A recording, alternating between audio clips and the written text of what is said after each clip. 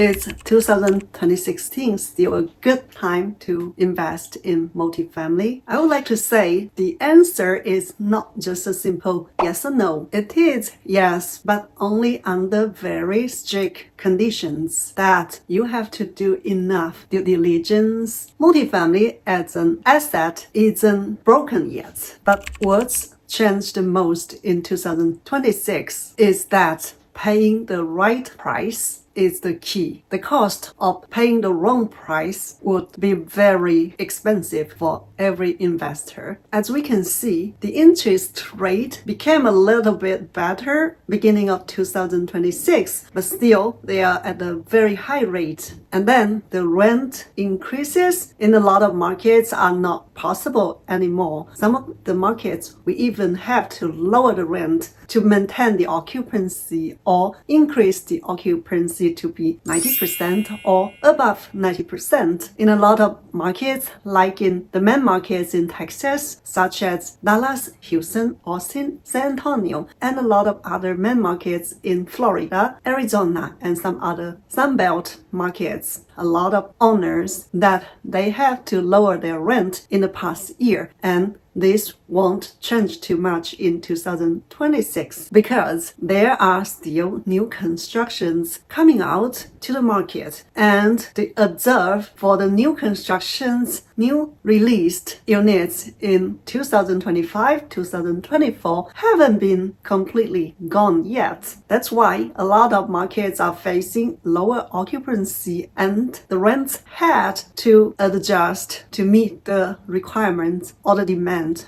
of the market according to the current conditions. Plus, the ICE doesn't do any favor to the rental market at all. We can see there are a lot of skips in a lot of the states because of the ICE. Some of the residents, they decided to deport themselves, and some of them got forced deportation. That doesn't help the whole market at all. All the factors showed us that we cannot just rely on the market appreciation anymore. We have to work so hard to make every single penny, and it's harder than ever to make any money to increase the value of the properties. With that being said, due diligence is more important than any time ever when we are going to get any new investment on multifamily. So if we are buying in 2026, our due diligence has to go deeper and more strict. Not just trailing financial like T12, but we have to see the historical occupancy in the last 6 to 12 months and the actual collection or the actual delinquency every month. Because some property could show higher occupancy like 95% or 98% for 12 months, even longer, but their actual collection might be just 80%, 85%, and once you take over, it might drop to 70%. Is that something you can handle? And we also need to consider about the nearby new construction or new supply delivers that would affect the occupancy and the rent of our target property. Because if there are a lot of new buildings under construction and about to deliver to the market, your occupancy might face the big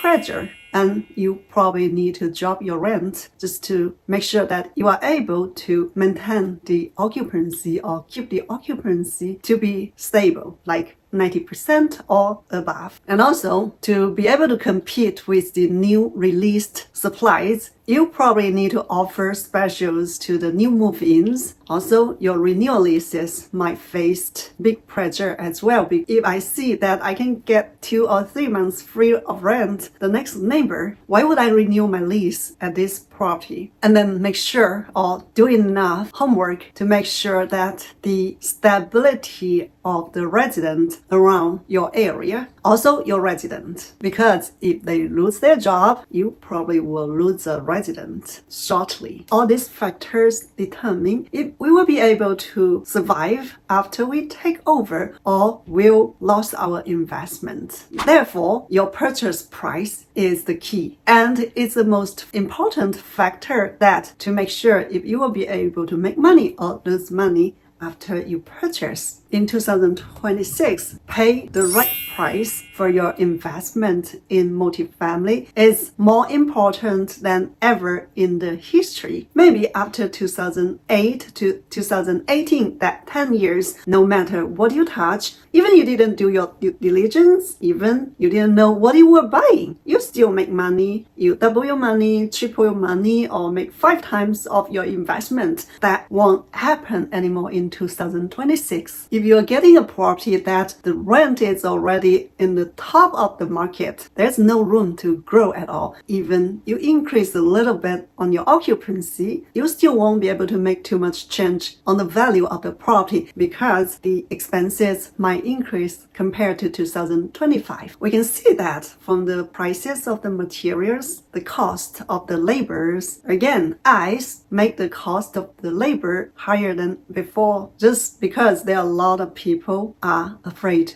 to come out to work, or people already left the country and there's not enough labor who would like to work or who are able to work. All of these factors would mean that the value of the property or the asset would decline, not increase. The rent growth is the main key. It's so important. We need to make sure that we pay right, we buy them right, and there is room for us to grow the rent. Otherwise, we will not be able to make money. In 2026, what is still worth to buy? The assets worth our considerations are always like the followings. Like you see properties that the rents haven't been increased 2 months in the last several years, or even 10 years or 20 years. So you have room to grow. Number 2, operation inefficiencies. Number 3, rents below the markets. Number 4, there's room for you to go in to change the quality of the operation. There's no exception, no hope, no luck, but work so hard, work our tail off